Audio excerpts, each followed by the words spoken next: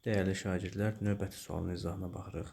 Oturacaqları 8 və 18 sm olan bərabər yan trapesiyanın daxilinə çəkilmiş çevrənin radiusunu tapın. Ümumiyyətlə, dördbucaqlarda daxilə çevrə çəkilibsə, dördbucaqların hər hansı dördbucağın daxilinə çevrə çəkilibsə, onun qarşı tərəflərinin cəmi bir-birinə bərabərdir. Trapesiyanı çəksək və deyir, daxilinə çevrə çəkilib.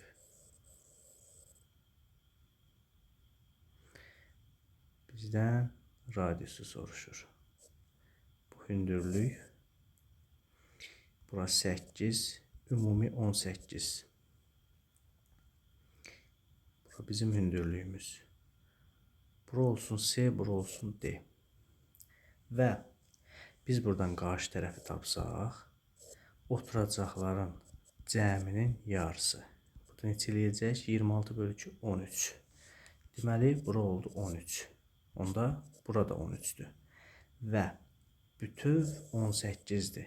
Buradan da bir hündürlük çəksək, onda bu məsafə nə qədər olacaq? Buna uyğun olaraq burada 8'dir. Yerdə qaldı 10. Onda bura 5, burada 5'dir.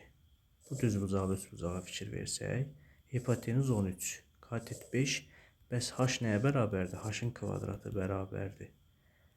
Deməli, 13'ün kvadratı çıxılsın 5'in kvadratı. Buradan h kvadrat bərabərdir 144, h olacaq 12.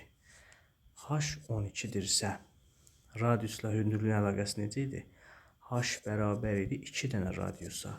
Yəni bizdə hündürlük var.